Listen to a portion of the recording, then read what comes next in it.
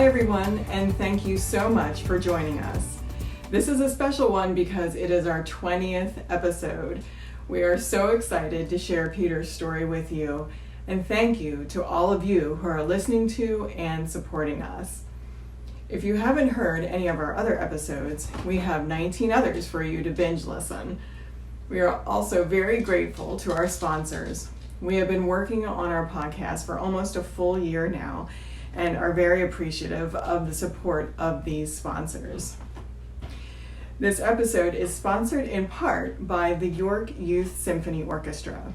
The YYSO creates a unique opportunity for elite youth musicians to learn challenging repertoire with peers, perform in a variety of venues, and expand their perspectives of what it means to be a musician. The YYSO is committed to being the finest youth orchestra organization in the region, both on the stage and off the stage and in the community. We are coming to the end of our 22-23 season under the direction of Maestro Brian Buderbaugh, and invite all listeners to our spring concert at William Penn Senior High School on May 13th at 3 p.m. Tickets are on sale and can be purchased through our website. Our spring finale, a Price premiere, features the York debut of Florence Price's Symphony No. 3. Also featured will be concerto competition winner Evan Koslow playing Ralph Vaughan Williams' Oboe Concerto with the orchestra. We will also have some fun celebrating the 20th anniversary of Wicked on Broadway with some help from the York Junior Symphony Orchestra. Prior to the concert, come early to hear the YYSO Quartet coached this year by Andrew Jones. For more information, please visit yorkyouthsymphony.org. Our next sponsor is J.R. Judd Violins. J.R. Judd Violins has been providing excellent instruments and service to the beginning string player and professional alike for over 35 years. With over 400 instruments and bows which range from student models to fine older European and American offerings, we can match you with an instrument that fits your needs and budget.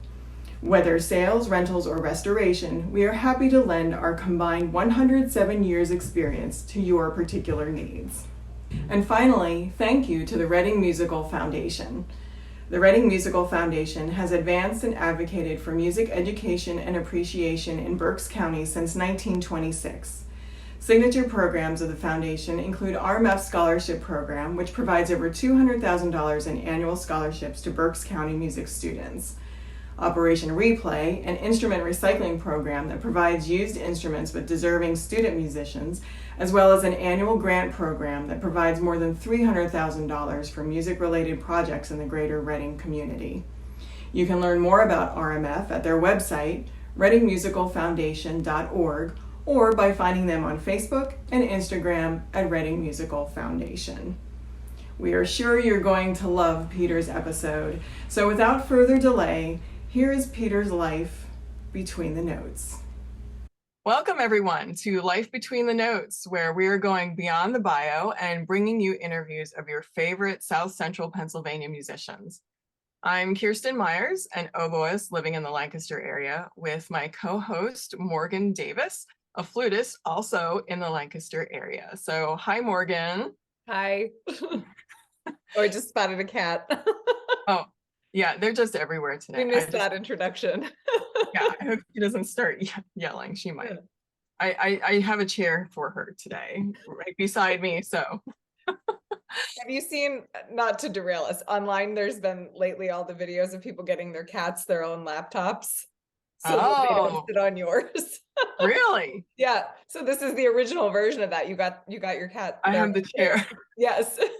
I just need to put a blanket on it, actually, and she'll probably, like a magnet.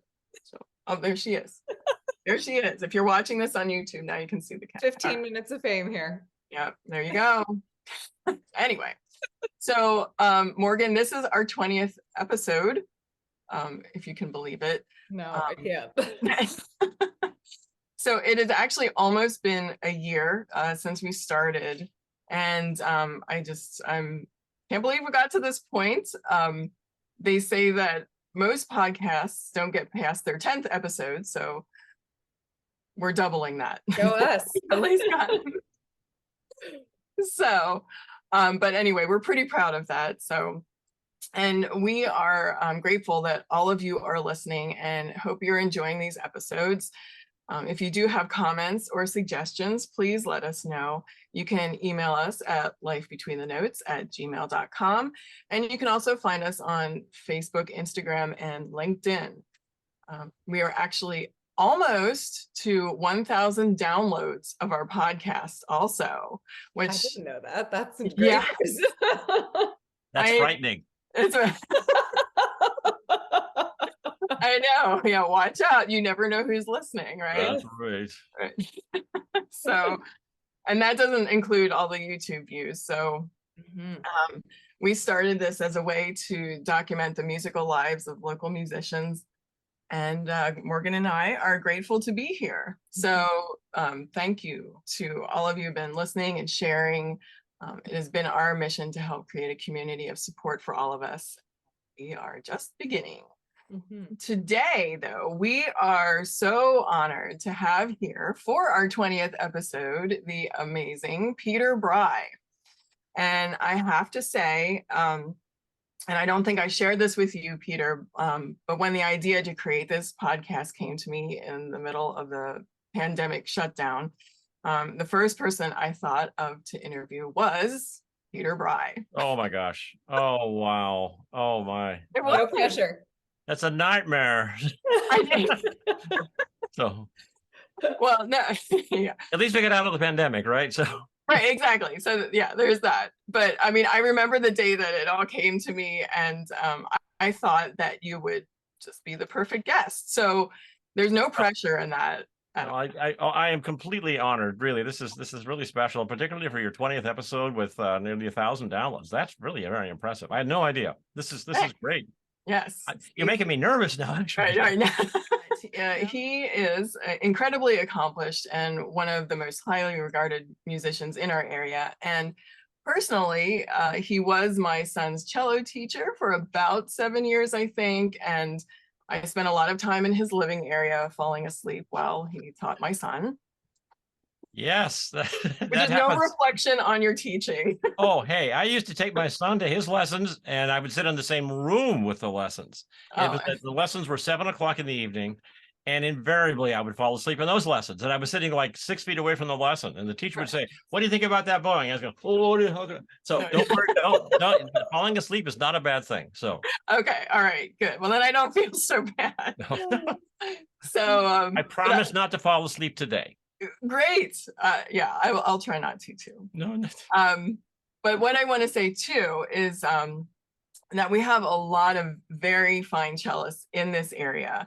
And when we were encouraged to find a teacher for our son, Peter's name came up from several musicians who I talked to, and I was so glad that he took Jacob into his studio.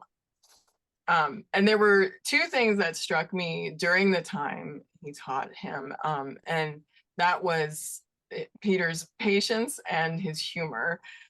He knew exactly how to make Jacob feel comfortable, and I'll always be grateful for that. Oh, Jacob was a great student. He really progressed nicely from the beginning all the way to his senior year in high school. He just continued to blossom the whole time. It was great. So when you see him, be sure and give him my best. Oh, of course. Yeah, okay. And if you're watching this on YouTube, you can see the orange cello, whose name is Chucky. His last name is Cheese, right? Yes, exactly. In several podcasts that we have already produced, his name came up because he was a teacher to many of the musicians we've already interviewed, like Mike Vitale, Jennifer Shaner, and he was also a colleague of Jan Dixon's, who we spoke with recently as well, and also taught her daughter. Right. Oh, yes. Right. Yes. Jan's a great gal. So she's a mover and shaker in the Reading area. She really is. She's done a lot there. So you talked to her, so you know all about that. So yes, and she gave us the down low on you. So you mean the low down? Low down low. That was there's that as well, I suppose. I don't know. All right. Anyway, we'll be taking that out. Okay. Have you had your coffee today, Kirsten? This is my second. I have some more if you like. So this is there's just too much going on. Okay. So it's all too exciting.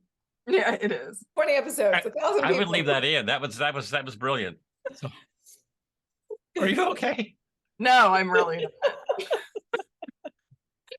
Well, I have to tell you, when I have conversations with friendly people, it's kind of the way it goes. Yes. And I call my sister, and within 5 minutes, we've digressed into some sort of insane conversation that nobody would understand except us. You know what I mean? Right. So, Yeah. Oh, okay. yeah. I get it. Okay, that's all been edited out, so we're good. So, right. Moving on. Yes. But yeah, and you and I also worked together briefly at Millersville. Yes, so we did. Yes. I'll let everybody know just a little bit about Peter. He is, now I needed to ask this, but you are originally from, is it Corvallis? You're right. Corvallis, Oregon. I was born there. Okay, Corvallis, Oregon. And he began his musical studies at the age of 6 with his father, Joseph Brye. By the age of 8, he was playing the cello. He continued his studies and eventually earned a Bachelor of Music degree from the University of Oregon as a cello performance major under the guidance of Robert Ladke. That's very good. That's exactly right. Robert Ladke. Nobody can say that except you. Oh, 2 for 2. Okay. Brilliant. Okay. Yeah, and he was also he was also a conducting student of Robert Wagner. I'm assuming it's Wagner and not Wagner. No, Wagner's right. Yes. Okay. All right. Great. So his studies continued at the Pennsylvania State University, where he received the Master of Music degree in cello performance. Mr. Brye has completed additional studies at Peabody Conservatory, Temple University, University of Michigan, the Hart School of Music, and at the Conductors Institute at the University of South Carolina. He joined the music faculty of Millersville University in 1981, where he served as a professor of cello, conducting music history, and conductor of the Millersville University Orchestra. He also served as the conductor and music director of the Reading Symphony Youth Orchestra, a position he held for 27 seasons since the inception of the orchestra in 1989. Mr. Brye continues to be in high demand as a festival conductor and has appeared frequently throughout the Northeast. He has conducted the all-state orchestra festivals for Pennsylvania, Delaware, and New Jersey, in addition to numerous festivals at the county, district, and regional levels, including appearances in Boston and New York State. Mr. Brye appears frequently as a cello recitalist and chamber musician and has been a cellist with the Reading Symphony Orchestra since 1976, where he has served on occasion as assistant conductor. So, wow. That sounds like a really nice obituary. So there. Well, you have it all laid out there. That's it, right? So any day now, we'll just pop it over the newspaper. Please no. Okay. We really have digressed here. You're gonna take that out too, I suppose. Whatever. But thank you so much for being willing to share your musical life and accepting our offer to be a guest on Life Between the Notes. My pleasure. My pleasure entirely. So, from what I just read in your bio, it says that you began your musical studies with your father at the age of 6, but didn't play the cello until you were 8. So what exactly were you studying with him at the age of 6? My father was a concert pianist. Okay. And was a professor of piano and music theory at the university in my hometown, Oregon State University. And he was my first piano teacher. And, he would come home, teach me after working with the Tchaikovsky piano concerto with a student or something like that. It was a bit of a shock for him and also for me as well. So he was just a terrific father. But as a piano teacher, he was a piano teacher. And so I would be practicing when he would get home from school, and he would say, "Oh, you're ready for a lesson." "Oh, okay, well, let's have a lesson." So we'd sit down to me and he'd say, "Well, you know what? You really need to practice more," forgetting that my last lesson was just the day before, So, and so it was a little stressful. So eventually after about a year, I changed teachers. My father and I both agreed it was time for a change. So we changed to the wife of the minister at our church, who was not quite as intense as my father was in terms of teaching and that kind of thing. Worked with her for a year, and then I took lessons for maybe a year with a colleague of his at the university. But by then I was playing the cello, and after I think 2 years of cello and piano together, I decided that, and I'm still kicking myself for this decision, but I decided that cello was enough. I wish I hadn't stopped, because I can harmonize twinkle still to this day, but that's about it. Just block chords and melody, and that's about it. The fingers know where to go, but I mean, the mind doesn't beyond that, So, Right. but so he was a pianist, and actually, when I went to college, sort of getting ahead of myself here with the questions, I guess, but I went to college in my hometown. My father was my advisor and one of my major professors as a music major. Okay, and so he was my theory professor, and also my advisor, and I had to do well in his class, just to be honest. I did very well in his class. Right. But it was funny because for the first year I was living at home, and when I was at home, I called him Dad, and when I was at school, I would say, "Mr. Brye, I have a question." So it was really strange. I'm sure. So now my sophomore year, I was there for 2 years. In my sophomore year, my first semester of music theory, I got a B. Because that's what I earned, and my father was not going to do anything, give me anything but what I earned. And he was always concerned about favoritism, or the perception of nepotism, or that kind of thing.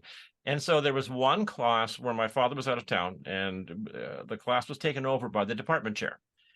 And it was actually very good for my dad, because it showed the department chair that I knew what the heck I was doing, because I had all the questions. I was always raising my hand, and I said, finally the department chair said, "Don't raise your hand.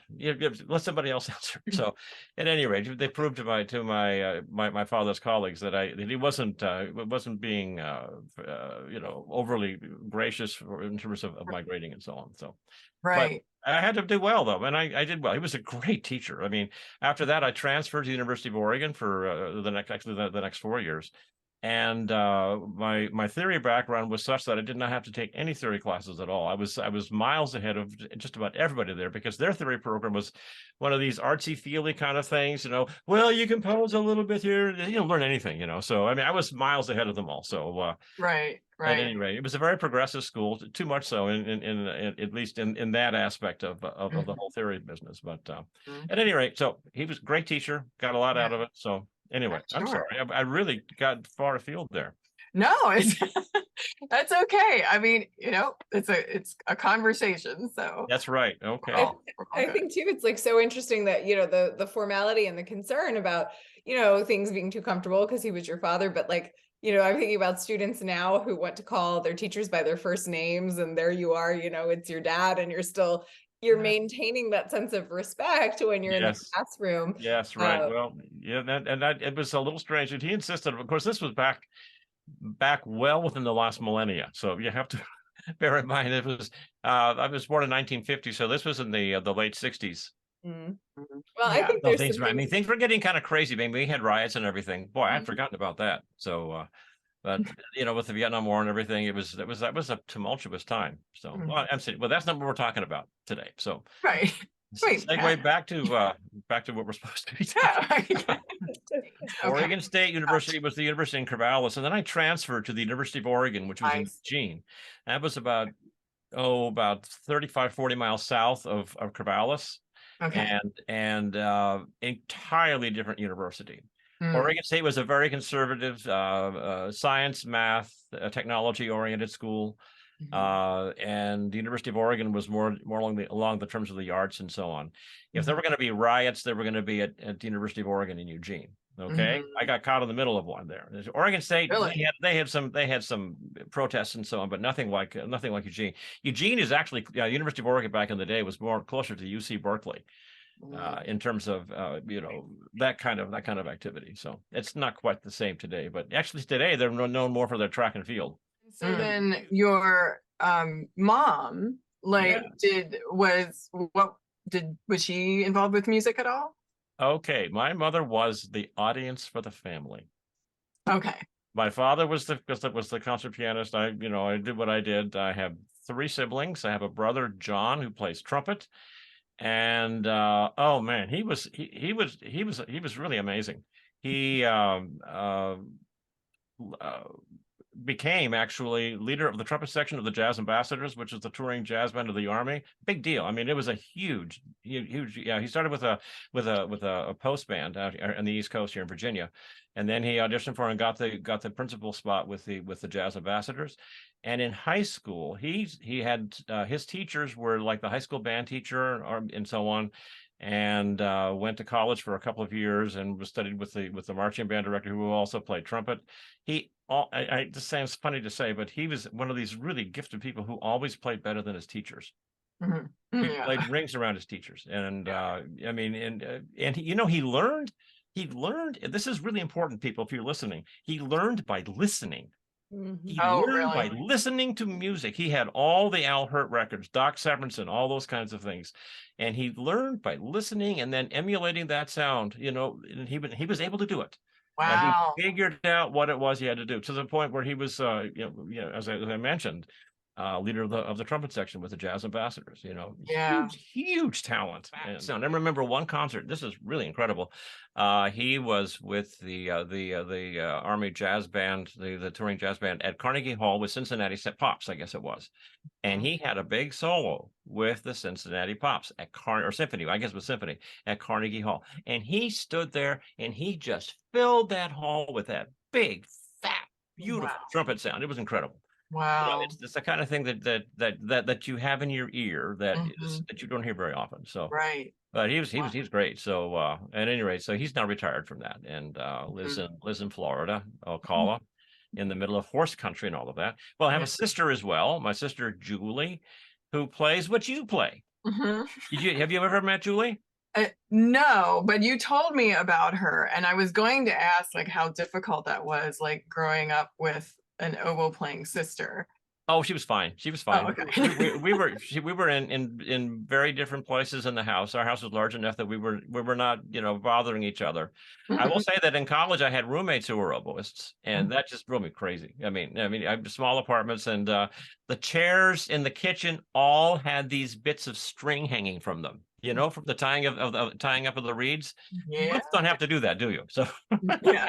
They're all over my house. Yeah, I bet they are. Well, but no, my sister was always wonderful, but and a great player, but we never really got in each other's way at all. And my youngest brother Tim it was so funny because he was a bit younger than all of us, and before he was playing an instrument before school, we had a split level house, and we had one practice area, which was the kitchen, one practice area, which was the study, and then another practice area, which was upstairs in one of the bedrooms. And my brother Tim, who before he was playing it, would sit at the bottom of the stairs with all of us practicing, before school, and he would go.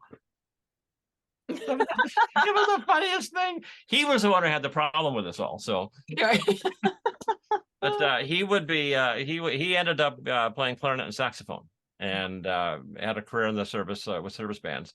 I was in the Air Force, and actually became an audio technician for a couple of the Air Force bands. Was in Anchorage, Alaska for some time. Became a real fan of the Northern Lights and so on, and which is pretty cool up there. And then it was in Honolulu for a while, and now is retired from that, and spent a little time, a bit of time installing electronic gear in these big fancy mega yachts, 60-foot yachts. Yeah, he was crawling in little tiny places, wiring all manner of fancy audio things and whatnot. Yeah. And now is a tech person for a college in Washington State. So, but involved, we're all involved in music. So yeah, to get back to your question, my mother was the audience for all of us. So right. So I did bring it back. So. Well, that's amazing that all of you, have professions. Yes, we're all in music, and we're still sane. So there. Yeah. Right. Okay. Good to know. Except me, but Well, that's why we're interviewing you. That's right. This is an interview for but never mind. Okay. So anyway, we'll stop there. But so why did you choose the cello? Like, do you think did your dad lead you to that direction, or you just love the sound of it? My father really wanted me to play the cello more than I ever imagined. Here, he sort of planted the seed, and we had conversations. He said, Peter, I really like the cello. That's something I always wanted to play. This was my father talking, and he planted the seed with the violinist at who was his colleague at the university, and he said, hey, well, Peter, these orchestras are just begging for cellos. If you want to do it, if you want to get a good job playing an instrument, you should play the cello. And then before I signed up for the instrument to play the cello, my father had a conversation with the string teacher in our hometown. He said, I really want you to direct him toward the cello. And so, you know what happened? I've never seen this except for this one time. This teacher, his name is Bob Culver, by the way, and actually became, that's a great story, by the way. I'll tell you that in a minute. But what he had me do was to put my hand down on a table, and he outlined it with a piece of paper, with a pencil on a piece of paper, draw it like this, and then he pucked it up and he held it up. And it was like I was in the middle of the Music Man, because he says, that's a cello hand if I ever saw one. That's a cello hand if I ever saw one. So I said, okay, well, sign me up. No, that's what I'll do. It's like the Wells Fargo wagon's ringing my cello down the street. Oh, geez, wow. So, Bob Culver, the fact that I had him as my first teacher was an absolute miracle, because this guy was brilliant. This Bob Culver entered college at the University of Oregon, where I ended up going, as a clarinet major, and had string pedagogy class with the person who turned out to be my cello teacher, and violin, viola, cello, and bass, all of those instruments, he learned them. And by the time he graduated, he was a viola major. He was huge talent. I mean, another these huge talent people. He then came to my hometown, was my teacher for 2 years, went to the capital of Oregon, which is, you all know Salem is the capital of Oregon, right? Okay. He went to Salem, taught there for a couple of years, then left there and got a scholarship to Eastman School of Music as a viola performance major for a master's degree. Wow. Graduated from there, got a job with the Cincinnati Symphony, playing with the Cincinnati Symphony. Did that for 10 years, got tired of it. He said, I want to be a teacher. So he went to the University of Michigan. They hired him at the University of Michigan with a master's degree in viola performance as head of string pedagogy. University of Michigan, head of string pedagogy with a master's degree in viola performance. That's it. Well, let me tell you, Michigan is an enlightened school, because they hired the best person. He's just an absolute brilliant guy, and became one of the leading pedagogues, string pedagogues in the country for the longest time.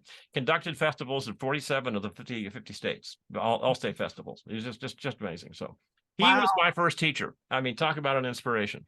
So, right. Well, I had a chance to go back and see him. I attended you mentioned that the University of Michigan was in the listing there of additional studies. Well, I went back for a summer at a 3-week course, the art of the orchestral teacher, something like that. I forget, but some title like that for the workshop. 2-week or 3-week course. And it was great to see the guy again, because he had, everything that he did was all laid out very methodically, very, very logically. It was great to see the guy again. So that was probably 25 years ago, but I'm sure I hope he's still living. I know that he was, he has to have retired by now, but anyway, so that's a bit of my background. So, yeah. So were you a student who loved to practice? Oh, well, or should we edit this part too? No. I did practice. I did have to, I knew that I had to do that. I think I understood at a fairly early age that if you don't practice, you're not going to be able to play. Right. And it wasn't the kind of thing that I enjoyed. To this day, practicing orchestral music, I can't stand it. I hate it. Anybody who says they love practicing orchestral music is nuts. Okay, they really need therapy. Okay, because it's a part by. I'm working on a thing right now. I can't show you now, but we're doing a Masquerade Overture by Carl Nielsen, and it's all this really high stuff, and it's really fast, and it's just no fun, except when you get there. When you get to rehearsal and it all comes together, that's where it comes through. And for me, practicing when as a child, I realized that if I knew what I was doing and I got to a festival or a rehearsal, if I knew what I was doing, it was much more meaningful. I had a couple of experiences where that wasn't the case, and I kind of learned my lesson, and that's something that I am constantly trying to convey to my students, and most of them usually get it. Okay. Mm-hmm. And I'll tell them I hate practicing work music. It's just my least favorite thing. And if you're going to all states or districts or regionals or counties or something like that, if you're not prepared, you're not going to have a good time. Mm-hmm. If you Right. don't know your music, you're Right. going to feel like, well, what am I doing here? I'd rather be doing taxes or something that. But that's not that far of a stretch either. Right. So anyway, practicing is one of those things that we just have to do. Right. Everybody loves to play. Now, this is another. If you're getting into practicing, this is going to be quite a wild ride here. I'm sorry to say that, but practicing, with my students, you have to practice, but you have to practice intelligently. Mm-hmm. If you're not practicing intelligently, you're wasting your time. In other words, playing. If you're just playing through your exercise or your solo like 3 times, just sort of playing it, that's not practicing. Mm-hmm. And so nearly every lesson that I teach, and probably you guys too, I would imagine, you're taking it apart and putting it together, taking it apart and putting it together. I have a student who's working on what is it? I have a student working on the Haydn C major cello concerto now, and they were having difficulty with the last line of the exposition. And it's difficult. I mean, it's really hard. And there's all the scales and all this kind of crossing around and so on. And so they couldn't play it. And I said, well, we'll take it apart. And by the end of the lesson, they said, I can play this. I can play it.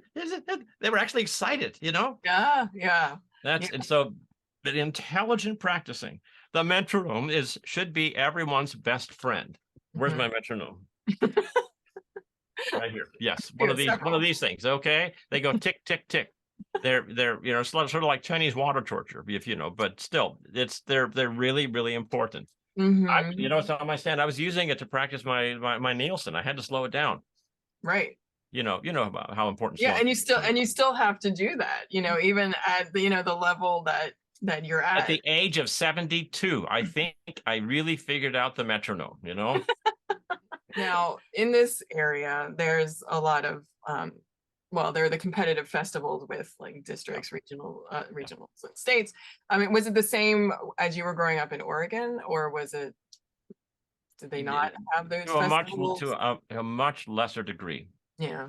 We would have festivals like a county festival, things like that, even like an all-state festival, and they were by recommendation, right, of your teacher. So now I've conducted a lot of festivals in Pennsylvania, and one of my favorite festivals was in a little town called Forest City, up just north of Scranton. And that was a festival where the participants were not auditioned. It was entirely by recommendation. And I just loved that festival. Those kids were so open and so willing to work. It was so neat. Not that I don't enjoy festivals here. The level of play was, I think, in Lancaster, in District 7, District 10, so on and so forth, is very high. But it's a different vibe. It's very competitive, and this is with this festival, it was not competitive. It was just, they were there to make music. They were there to have a good time. Okay. And if they made a mistake, that's okay, because they were there to do the best that they could. So I really got lost track of where I was. You were talking, it's festivals in Oregon. That's right. Yeah. Yes, we would have, they were by recommendation. And except for All Northwest, which is like All Eastern here. We had All Eastern Orchestra here. Of course, that's based upon your all-state performance, and then the year after you get to go to, if you submit your tape, you can go after, in other words, you can only audition for All Eastern or whatever it is, nationals, as a junior, because you're accepted for the senior year. Okay. All Northwest, it was the only festival that we had to do any kind of an audition. It was a recorded audition. I went to my orchestra teacher's house, and he had a big reel-to-reel recorder, and I recorded, but I was supposed to record back in the day, okay. It's back in the middle of the last century, the last millennia, if you recall. Anyway, so I made the recording, I sent it up. I got in. I was absolutely blown away. And that was the only festival that I had to audition for, and that was a life-changing festival. The conductor was Don Tulin, who was conductor of the Spokane Symphony. In fact, helped the Reading Symphony with our last conductor search when we hired Andrew Constantine. Yeah, he was a brilliant guy, really something. And I had him as a conductor when I was a high school kid, and that was so cool. He knew my father and everything, and it was really great. But that festival changed my life, because I've never had an experience like that. Well, 2 weeks after that, I had like a county festival, And the conductor of the county festival asked for a show of hands. Said, well, I was just at All Northwest. Is there anybody here who was at All Northwest? And I was at the very back of the cello section. And so I raised my hand and said, I was. And he says, well, what are you doing back there? And so the principal cellist, this is so funny. The principal cellist said, my teacher's the host. Yeah. Oh no. So he said, put the guy way in the back there. He was at all. That was so funny. You see, I didn't care. We were doing it for fun and because it was great, so. Yeah. Yeah. Anyway, but no, that was the only one. We did have festivals, there wasn't quite as much prestige attached to them as they are here. I mean, for one of my festivals, I had to miss the junior prom at my school, which didn't bother me at all, but that kind of a thing. They scheduled it at that date. So yeah. The sacrifices we make as musicians. Oh boy, yeah. I must tell you, it was not a huge sacrifice. I was glad not to have to go to the prom. I didn't like those things. I was a nerd back in those days. Before it was trendy. Right. Yeah. Yes. Okay. So so when did you know that you wanted music to be your career? I mean, was it early on? It was funny because I sort of thought about it a lot as I was growing up, but I didn't want to limit myself. I always thought about it. It's funny because I always thought about being of a career as being a cellist and a conductor. And when I got to college, I told them I want to major in conducting, and they said, "Well, no, you can't do that. Yeah, you can't major in conducting, but major in cello, and then you can conduct." And I said, "Well, okay, fine." But then when I got to college, I said, of course, liberal arts schools, have all manner of doors that can be opened. So I had toyed with the idea of becoming an accountant. Don't know why, but I was toying with that idea. I pay someone to be my accountant. He's very good. I mean, I'm glad he does that. He's not a cellist or a conductor, and that's fine. So I took a business course, and I did not do well. I did not like that class at all. Then I also was considering a career as an architect, and so I took a course in architecture, and I really enjoyed that class. I really did. But I was toward the end of the semester, or whatever, term or semester, I was thinking, I said, do I want to be sitting at a drafting table for the rest of my life, or do I want to play the cello? And I came to the conclusion that I really wanted to play the cello and be a musician. So it was the end of my freshman year of college was when I really made the commitment to do the. I was also taking music courses then. So I mean, as a freshman, I had the latitude to take a couple of different classes, and right. I'm glad I did. Because if I hadn't, I would be still wondering today if I should have. But Right. not at all. Business, heavens no. Architecture maybe, but not business. So could you imagine me as a stockbroker? Yeah. I mean, that's fine. Let other people do that. That's fine. Right. So so then what brought you to Pennsylvania then? Was it going to Penn State because you went there for your master's, right? That's right. It was called what they call a graduate assistantship. Okay.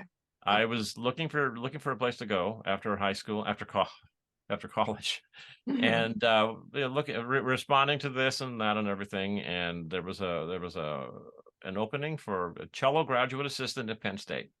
Okay. And so I submitted a recording of my senior recital and, vita, resume, that kind of a thing. And lo and behold, I was offered a graduate assistantship at Penn State. Complete remission of all tuition and fees plus a stipend, which is basically a free degree, which is incredible. I mean, that kind of thing doesn't happen anymore. But I was able to get a master's degree with absolutely no debt. Wow, which is different time, different place. It's not that way anymore. But that's what brought me to Penn State. And who was your teacher there? My cello teacher was Leonard Feldman, who was the teacher of the cellist of the Allard Quartet, which was the quartet in residence at Penn State. They all went to Juilliard, and it was a very fine quartet. My conducting teacher was Doug Miller, Dr. D. Douglas Miller, really a wonderful gentleman, a great conductor. Was very helpful to me with all of this kind of thing here. He was great for my final exam. I had to conduct Petrushka for my final exam, and in his office without an orchestra, it was him just sitting there watching the score. Now, conducting a Petrushka with an orchestra is a challenge, but conducting it without an orchestra is even harder. Yeah. I mean, if you can do that, you're a conductor. Yeah, right. I felt pretty confident doing that afterwards. So, Yeah. but no, Wow. Penn State was very good to me. The summer between my first and second year, I met a wonderful harpist as well. Who was that? That would be my bride of 46 years. Wow, 46. Yes, we're newlywed only 46 years ago. So Jane Kaufman Brye, and we met, and the following August, about a year, little more than a year after we met, we got married. Okay. And, Wow. the rest is history, as they say. Yeah, right. Okay, so then that's why you stayed in Pennsylvania, I'm guessing. I got married and I didn't know where to go. So I moved in with my wife, which is a good thing. So Yeah. my first job was actually we got married in 1976. And my first job was fall of 1976. I was hired by the school district of Lancaster for a half-time position as a string specialist to help the full-time teacher. Okay. And I taught it was a half-time, 5 days a week. I taught in like 5 elementary schools and 2 middle schools, if you could imagine. And that was really something. I was hired. This is so funny. Actually, it's a little scary. But the day after I signed the contract, there was a story on the front page of the newspaper that the comptroller for the school district had made like a $3 million error in the budget, had forgotten to include the salaries of all of the administrators and the custodial personnel. And so they had all of this extra money that they were spending on hiring new teachers and everything. And fortunately, I had signed the contract the day before, so I had a job for a year. Yeah. But, that didn't happen after that. So I mean, so I was there for 1 year, and I got fired after that year because there was no money. Right. That was the only time I got fired, was because they didn't have any money. So after that, I continued with my certification work, and January the following year of 78, I guess it was, I began teaching at Manheim Township, taught there for 3.5 years. Okay. And was the string specialist. I was the only, believe it or not, the only string teacher for Manheim Township. 5 elementaries, 1 middle school, and 1 high school. I was in 1 elementary each morning of the week, and then I was at the middle school 3 times a week, twice a week, whatever it was, and then the high school the other days. After school. And it was the funniest thing because my home base was the middle school, and they always forced me to come back to the middle school at the end of the day, even if I was at the high school, for bus duty. So when Millersville called, I said, okay, fine. I don't have to do any more bus duty. I have to do bus duty. Okay. Yeah, actually, Manheim Township was a great job. I mean, it was a wonderful school district. Had a really nice program and a great orchestra. You know Shelley Showers? No. She's a horn player with the Philadelphia Orchestra. Okay. I know the name. Shelley Showers. She had a horn player with the Philadelphia Orchestra. And before that, she was with Cleveland Orchestra. And before that, she was the principal horn of my high school orchestra. She was amazing. She was what my first year of teaching. Shelley Showers was in my orchestra. Wow. And you know Dr. Belser, Dr. Bob Belser, otolaryngologist in Lancaster. He was also in my orchestra. He's the person I see right now. So, but he was also in my orchestra. So some really cool, some pretty cool people. With my first year there. So, yeah. Anyway. So, but that was my first year there, and but I was there 3.5 years, and then Millersville. The job came open at Millersville, and I decided to apply for it. It was a difficult decision to leave. Things were going really well there. But do you have an ed degree? No. Okay. No, I have my degrees. I have a Bachelor of Music in Cello Performance, Master of Degree in Cello Performance, and I have certification. I see. My state certification was through Elizabethtown College. Okay, gotcha. Yeah, I had to be able to sing and play the piano, which both are. It was the funniest thing. I had to pass a voice proficiency thing. I sang this silly little art song, and afterwards I went to the department chair's office and says, well, you passed, but frankly, Peter, we were expecting more. Oh no. Well, it was fine because it kept me humble, and that's what we all need to be, I know, let's put it this way. I know my limitations. Yeah. To this day, I will never sing a solo in church. So, well, Millersville. And around that time too, then you were playing in Reading Symphony. Oh yeah. I started playing Reading. Right. I began playing Reading Symphony the fall of the year that that Jane and I were married. Fall of 76. Okay. And that was back when Louis Vyner was the conductor. Not many of your people know who he was, but he was a formidable presence in Lancaster and Reading area. He was a student of Sergei Kusevitsky, and really, knew his business really very well. And so I began playing Lancaster and Reading at the same time, with Louis conducting both orchestras. And then Louis left not too long after I got there, and I hired Sydney Rothstein. And well, actually, I've been playing ever since. So Sydney was there until about 15 years ago, and then Andrew came along, Andrew Constantine. So he's you played with him just last fall, didn't you? That was an amazing. That was the Planets. That was an amazing concert. Yeah, really something. All of these stories come to mind, and this is one of my favorite stories of that orchestra. And I've told Andrew this a couple of times, but not long into his tenure with the orchestra, he programmed Beethoven 6, which is one of my favorite symphonies. I just just love it. Okay. Well, we had a program, and he spent very little time in rehearsal. I think he was spending time just to make sure that the notes were there. And he didn't really play the piece until we got to the concert.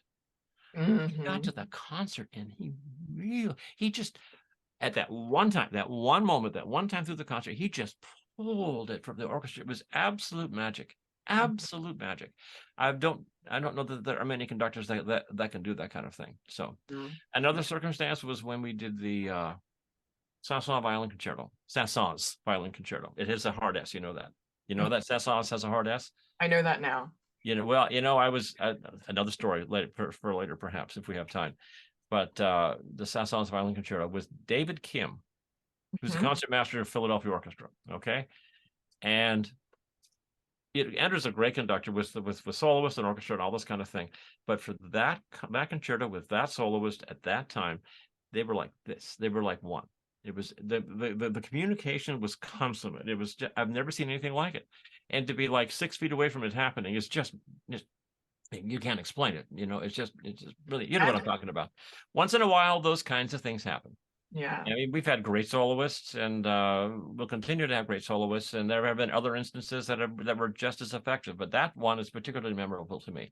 Another, when we had David Kim and John Carney from the Baltimore Symphony, concertmaster of the Baltimore Symphony, who also plays viola, by the way, did the Mozart Symphony Concertante, okay, which is a Mozart concerto for violin and viola. And you cannot find two more different soloists. Okay, David Kim was there. This was probably 7-8 years ago, with his iPad and his foot pedal, and he was, with all that kind of thing, and very organized. Just like this. John Carney, he plays like you wouldn't believe, but he has these papers all over the place. Everybody's just going to fall on the floor or whatever. He's probably twice the size of. He's just a big, tall fella, and twice the size of David Kim, with his viola. This monster. He's just playing the socks off of the viola. Yeah. But just two drastically different. But the music, once again, came together like that. Turns out they went to Juilliard together, and were in a string quartet together. So they kind of knew each other.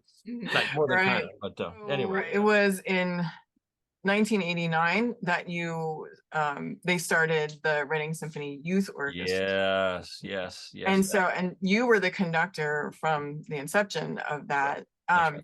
Had they asked you, like, what was it a board decision, like, to ask you to conduct, or? No, it was an audition process.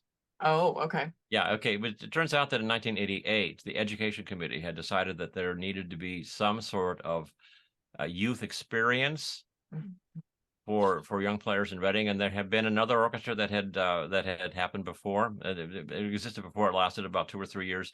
These orchestras oftentimes don't survive unless they have really strong backing and so on. And so the symphony decided to come on board, and so they had an audition process. I was one of 3 candidates. We went over to Governor Mifflin High School, and each of us conducted the orchestra. And through a nice interview process following that, I went home. And Gerald Wingenroth? Did you know him? No. Okay, Jerry was the head of the music department at Conestoga Valley School District, and after he retired, he became executive director of the Reading Symphony for about a year and a half. And so he was the ED at that point. And after the audition, the next day, he called me. He said, "Hey, you got the job, man." And so he had this kind of it was kind of a wheeler dealer kind of a guy. He passed away just a little while ago. Really sweet guy. wonderful administrator for the schools and also for the symphony, but just a really neat guy. But he called me and told me I got the job, and I said, "This is great." So what started with this most humble of beginnings, we had maybe 40-45 people in the orchestra to begin with, and with maybe 3 or 4 high school kids, mostly junior high kids. Okay. And it was a young orchestra. And the first year we had 1 concert at the end of the year. And that was really something. It was quite exciting, a little nerve-wracking. And Sydney, of course, was around, and he was like, "We got to be careful." You know Sydney, right? Yeah. Morgan, do you know Sydney? Did you ever know Sydney? He was a character. He was a quintessential conductor who was a wonderful conductor, but could have been challenging, at certain times. And I know in the final rehearsal, he was there sitting in the bleachers, sort of looking like this. And I had a snare drummer who were doing Hoedown from Rodeo, and the snare drummer was just not cutting it. So I had to have some kids switch parts. And so I walked back and I saw him switch parts, and I walked back to where I was conducting, and he looks at me and he goes, "You did the right thing, kid," so I had his approval. So anyway, but from the humblest of beginnings, we ended up growing into an orchestra that was over 120 people. Yeah. And so it got to the point where it was just unmanageable. So we ended up deciding that we had students from grade 7 through grade 12, which was getting to be a little messy. And so we decided we needed to form a younger orchestra. So we formed the Reading Symphony Junior String Orchestra, otherwise known as RSJSO. And Rick Nye, he's somebody else you might want to interview. Okay, you see on your list? Oh yeah, he will be. Yeah, he's a good guy. Rick, right? Rick Nye, Richard Nye, Rick Nye, whatever. Oh, I know him. He's a good guy. He really is. You'll have more fun than with me. I can tell you that right now. He's a great guy. I don't know. He's really cool. He's really cool. He's a fun guy. At any rate, so Rick was our first conductor, and he's a tall fellow, but he's great with kids. Okay, he's like a Pied Piper. And so for like 10-12 years he conducted that orchestra, and then his family was growing and he needed to spend more time, so he decided to step down. And so from there we hired Brian Mishler, who's another, and he's doing great work with them. He had a group, you're not going to believe this, a group of middle school kids playing chamber music last year, and they played part of the Mendelssohn Octet. You can imagine that. Unbelievable. Middle school kids playing the Mendelssohn Octet. If you're a string player, you know what I'm talking about. If you're not, it's a crazy piece. So it's wonderful. But anyway, so he's doing some great things. But the youth orchestra though continues to grow, and then after the JSO came into being, it got a little smaller, and then within a few years we were back to about 120. It just kept getting. And one of my things that I mentioned to you is that I'm all about inclusion. Yeah, and I think that's a really big deal. I mean, a lot of these kids are not going to have an experience like this once they get out of high school, and if you make it an elite kind of a thing, then that's for me that's a problem. I mean, you have to share the wealth. So many people. When you work with these kids, the look on their faces when they get it. Yeah, that's priceless. You just can't buy that, and these kids, I mean, I'm not talking about for myself, but for the kids, they can't buy that, and they'll have these experiences for the rest of their lives, and they'll ultimately become consumers of fine music and hopefully patrons of the arts. But that's not why we're doing it. I'm just doing it because I just enjoy working with these kids and watching them have a great time. So anyway, that's why I did it.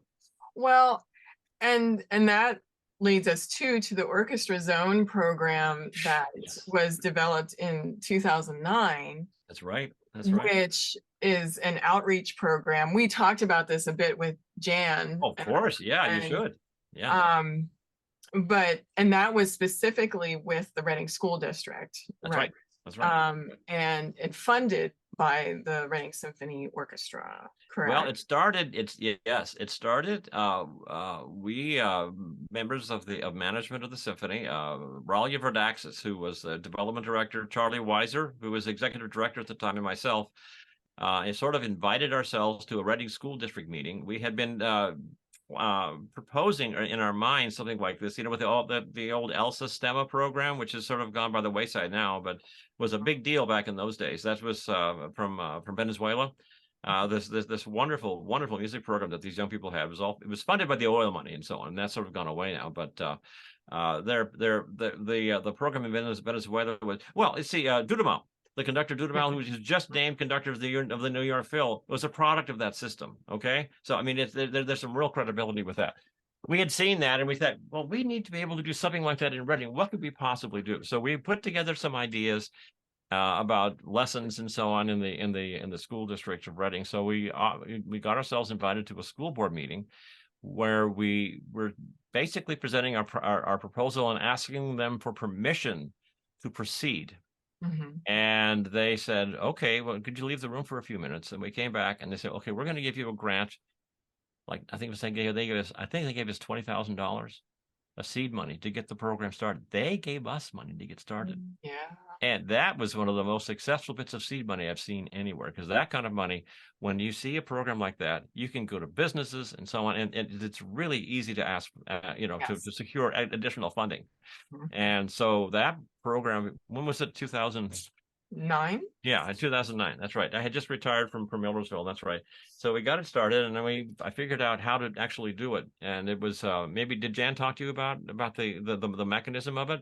Yes. Okay. Yeah, well, I won't go into that, but we figured out that the lessons were going to be in the middle school, but they started in the middle school, but they started with kids who were recommended by the teachers in the elementary school, based upon academic progress, musical potential, and other basic. There was a set of criteria, and it really took off. It really took off. And one of the things I used to tell them at the meeting in the spring, I said, now these are lessons for you that are provided to you without cost. I said, they're not free. Somebody's paying for them, but they're provided for you without cost to you. So it's up to you to take advantage of these lessons. In other words, come to your lessons and practice that, that kind of a thing. Sure. Listen to your teachers. Well, I did it for a number of years, and I managed it, and got to the point where, I mean, I was driving to Reading like 2 and 3 times a week just to manage this thing, and it was getting a little bit crazy. And Jan had just retired as a public school teacher, and I said, Jan, do you want to do this? And she absolutely. And she took it and she ran with it, and she talked to you about the success of her students. They've been going to districts, regionals, all states, and fine conservatories, and I mean, it's a real success story. Yeah. I am really proud of the youth orchestra, all that is done, but the orchestra zone also is another one of the things that I'm so very proud of. And of course, it was not just me; it was the Reading Symphony that helped with all of that. And Jan really took the ball and ran just like crazy. She's great. So yeah, and she definitely loved being involved with that program for sure. Yeah, and it's just a great thing to be able to give these kids access to what they wouldn't have access to otherwise, and just to provide that opportunity is it's a wonderful thing, and it can be life-changing. Oh, it absolutely can. So it was funny. I was at the Kimmel Center for a concert about 6 months ago, and I bumped into two former Orchestra Zone kids who were at the Kimmel Center for a Philadelphia Orchestra concert, who were both professional. I believe they're teachers now in the Philadelphia schools. So I'm not sure, but it's just crazy. It's just neat. It's just, and the thing is, this, you both know this. We have no idea what impact we're going to have, and you may not hear anything ever, but then you might hear something in 2 weeks, or you might hear something in 30 years. Yeah. And if you don't hear anything, that's fine, because it's happening regardless. So this is really cool. Anyway, so yeah. Well, and you just don't know what kind of, like you said, you just don't know what kind of impact that you are having, and you just can't continually put it out there, and just day after day, just do it again and again. So right. It's not like throwing spaghetti up against the wall. It's not like that. I hate that metaphor, but it's more successful than that. Yes, yeah, for sure.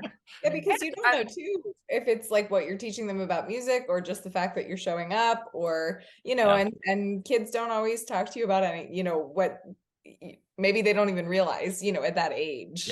Yeah. But they don't want, and they may not know at that age, and it's something that making the connections down the pike is a lot of it too. So you've had such an impact on so many students, and like just through Millersville from your own private teaching. Yeah. And through the youth orchestra and the orchestra's own program and all of that, that it's amazing, really, like the body of work that you have and the impact that you've made on lots of students. Well, we can only hope. We can only hope that we have some impact in life. And Right. and as I was saying earlier, sometimes you hear about it and sometimes you don't. And if you don't hear about it, you have to have faith that you're reaching most of them. Mhm. Now, occasionally we'll have somebody that just, it doesn't work, and that's fine. It Right. can't reach everybody, Mhm. Mhm. but occasionally I'll have a student who stops lessons, and it's not necessarily my fault, but you never know, it might be. It happens. It does. It does. Exactly. So, but So- I mean, in youth orchestra, nobody ever quit unless they had to, I mean, they always enjoyed it. That's one of the things I tried. Well, I tried to make it enjoyable, but also you have a good time, but also learn at the same time. Mhm. How many of you have had orchestra directors where you played well, but you hated it?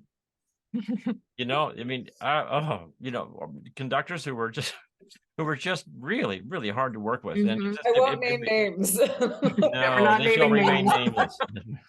But I mean, like, and some school teachers are like that. I was at PMEA, and I heard an ensemble that was rehearsing to perform at one of the sessions. They were in a room. Mhm. I had my ensemble next door. I heard this teacher who was rehearsing his kids, and he stopped and he yelled and he screamed at them. It was just he said, "Get that out of your mouth! We're gonna be doing here. This is the play." Wow. What's going on? I knew the guy. Oh, Yeah, I knew the guy, and I never said a word. But yeah, and he was so proud of how well his orchestra played, but they hated him. oh no. They respected him. They feared him. Let's put it that way. Mhm. So there's some conductors who conduct out of or teach out of intimidation, and there are those who don't. And we've seen these things all in life, and I try to take when I had that seed planted in me many years ago, I took that and I said, I don't want to do that. Every once in a while, I would find myself look at myself and say, I just did that. Don't stop that. Be nice. Yeah. Now you have children. Yes. And one of them, at least, is also a musician, correct? That's right. Mm-hmm. Right. So can you tell us a little bit about your own kids? Yes, right. I have two children, Daniel, the older of the two, and Anne is 2 years younger, within a couple of months of each other. And Daniel is a professional violist. He went to Temple, Penn State, and has his master's from Hart School of Music, also a performance certificate from Hart School of Music, and received a contract with the Erie Philharmonic, and had to give it up because it was just too much driving back and forth. They have a really, really impossible rehearsal schedule the week of the concert, Monday, Wednesday, and Friday with no housing, so all the way to Erie, back to Lancaster, Erie, it was insane. So he did that, but he also plays with the Albany Symphony now, and he's been playing with them for probably 12 years. And he's now has a permanent seating. He's a permanent third chair, which means he's usually second or first because the principal and assistant principal are gone. And he's up there all the time. He also manages housing for them. He also teaches at Dickinson College. He's an adjunct instructor of viola and violin and chamber music at Dickinson, and is a personnel manager and librarian for the Reading Symphony. So he has his fingers in lots of little pots. Okay, Yes. just all over the place. Yeah. And he's a heck of a fiddle player. He's just really, he's better than I ever was. And his fingers are so fast, and his brain's even faster. So. And our children are always smarter when it comes to that kind of thing, computers and all of those kind of digits, and he's just he can learn what was going to take me like 5 days to learn with this Nielsen, he'll have down in 20 minutes, which is just plain disgusting. So, but it's just the way it is. And he's great, and I am really happy for him because he does all of that so well. My daughter was a violinist from early on, chose a different path, went to college as an art major. Was it fine art photography was her specialty, as a bachelor's from Temple, Tyler School of Art, and then went to Arizona State, which is actually one of the more progressive art schools in the country, and has a Master of Fine Arts in fine art photography. And her her thesis, her final thesis show, your thesis, in music you have a recital, in the art, in art you have a show. Her show was a photography show. Her show was so imaginative and so creative that it was probably the most imaginative show of the year, and she did not have one print in the show. Oh, wow. Wow. So what photography really means is light painting.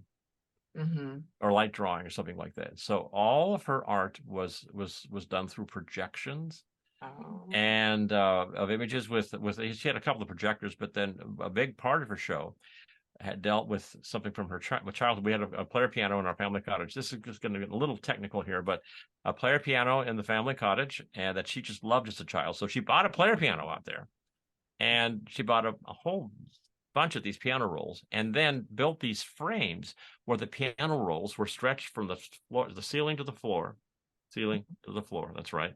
And then like there were 10 of them, and then there were motors attached to the bottom and the top. So these things was up and down like this. Okay, this is like a whole wall of these things in the middle of the room. On the other side, there was blue light projected from these projectors. It was just blue light, where the dots were projected on a screen over here. So we have the rolls of the player piano here, light coming through there, projected on the screen over here. And then between the rolls and the screen, she had dancers. I mean, wow. Just plain bizarre. Just wow. Really good. So I mean, I didn't make it out for the show. I was tied up with concerts or whatever, but I did go out and visit her, and it was incredible. It was just amazing. So, and she is now not doing that. Her goal was to become a college professor, and colleges have gone away from hiring full-time faculty to adjuncts, and she was teaching part-time as an adjunct out there and could only get 2 classes a semester, and they were canceling one of them half the time, and so that was not sustainable. So she came back home. She's now doing other things. I'm not quite sure what it is. If I tried to explain it, I would be probably wrong, and she would probably come back and hit me. So okay. I'm not gonna try to explain it, but it has to do with yoga and life skills and things like that. Okay. Yeah. She's very happy.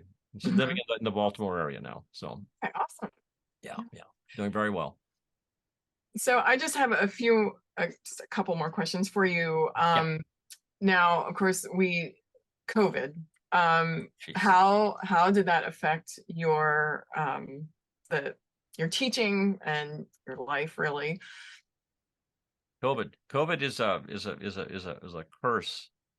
It's just it was for us. It was the word devastating is way overused, but it was just a real problem, and we were living in fear all the time.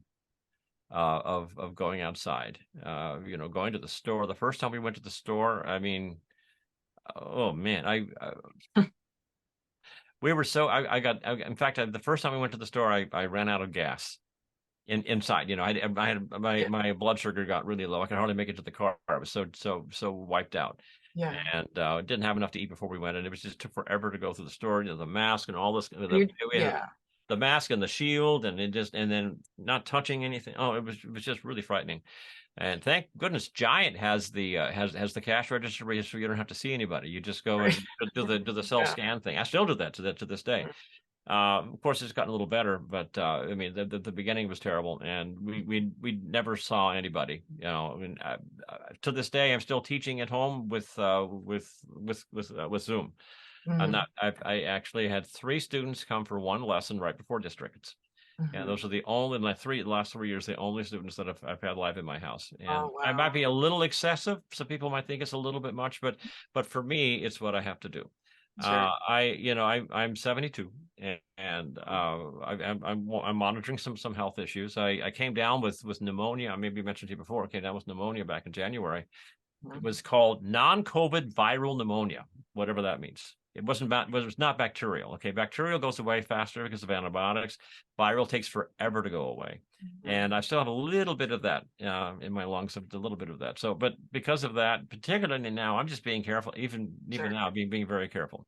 Now, not that we haven't done anything. We do go to Philadelphia Orchestra, but we don't go out to restaurants. We go to Wegmans and buy subs and take them and eat them in the lobby. We'd usually like to go down to a nice Italian restaurant or this or that, and have a nice meal with a glass of wine before the concert. And no, Right. it's a Wegman sub. Yeah. And so I won't tell you what my wife brings in her shot bottle, but it's not water. But at any rate, Okay.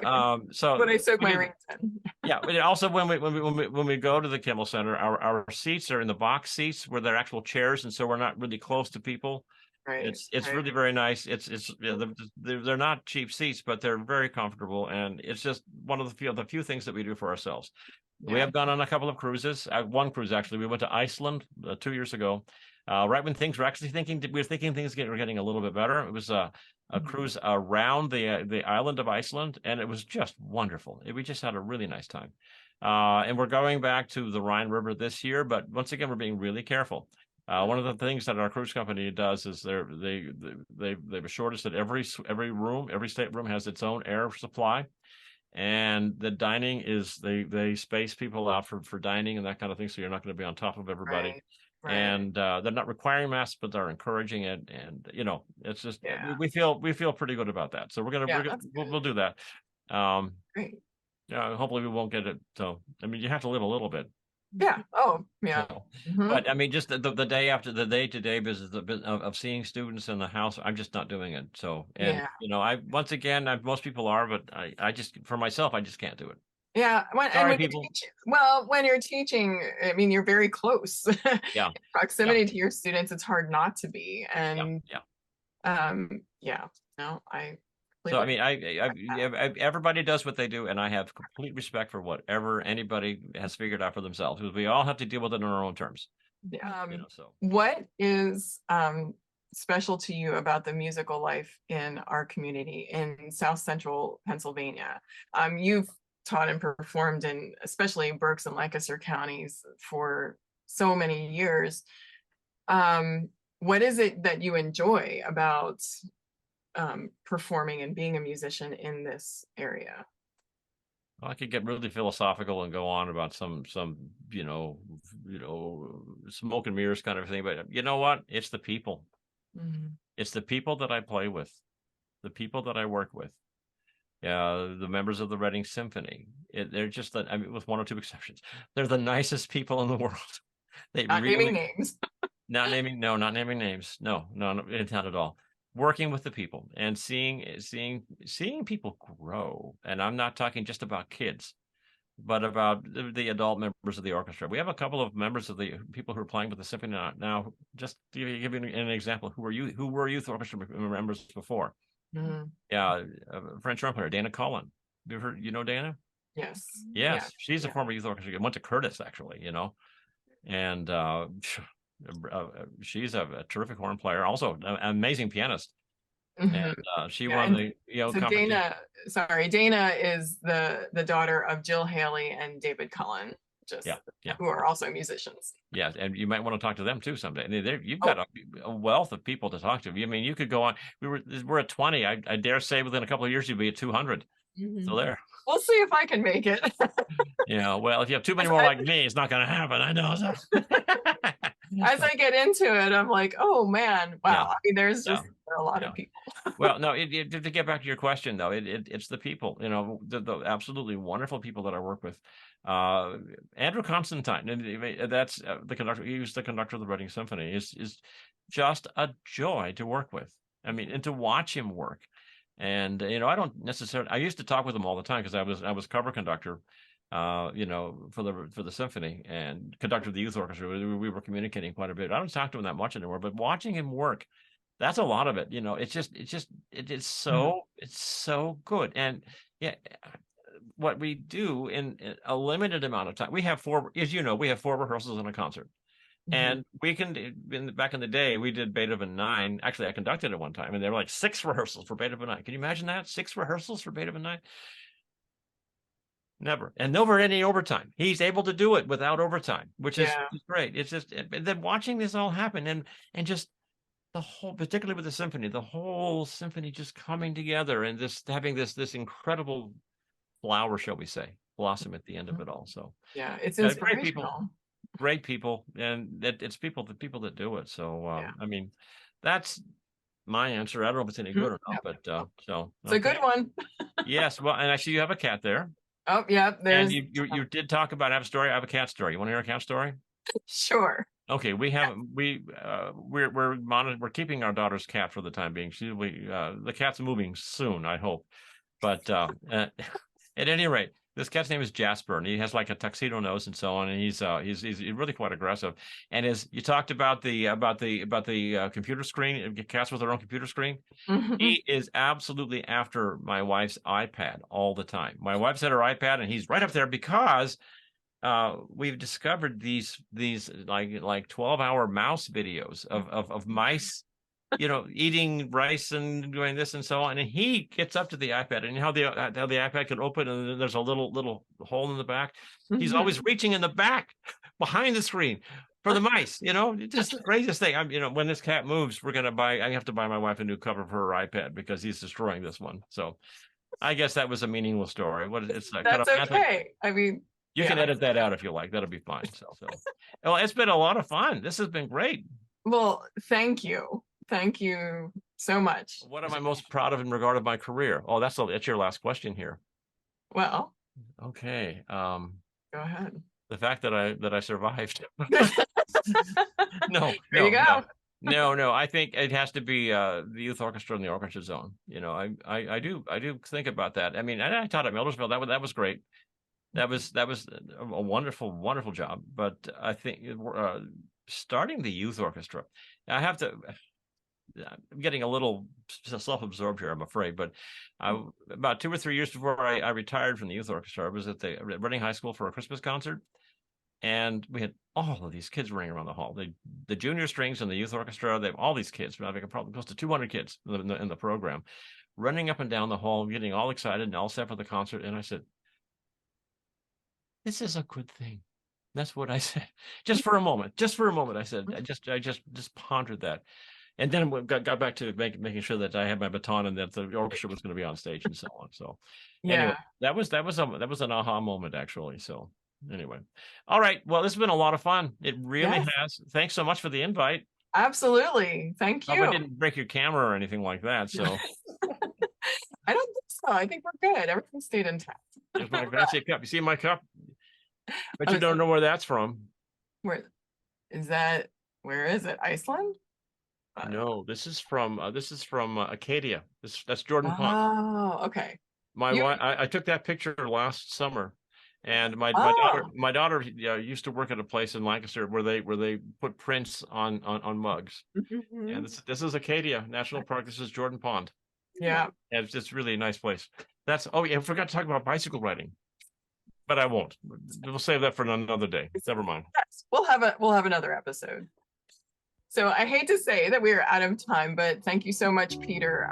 Your impact on this region and beyond has been far-reaching, and I can't imagine all of the young lives you have impacted through your studio teaching, RSYO, and as well as Millersville. So thank you for joining us today. And thank you to our listeners. Thank you for supporting us. If you ever have the chance, please give us feedback. We love to hear from our listeners, especially if you have any questions or suggestions as to who you might enjoy an interview of, or if you would like to sponsor any of our episodes. We have lots of musicians, students of musicians, and families of musicians listening in. So please contact us at lifebetweenthenotes@gmail.com. You can also find us on Facebook, Instagram, LinkedIn, and video versions can be found on our Life Between the Notes YouTube channel. So follow us at all these places and wherever you listen to your favorite podcasts. And with that, have a great day, and thank you, Morgan and Peter. Thank you very much. Have a great day. Thank you. Yeah. Bye-bye.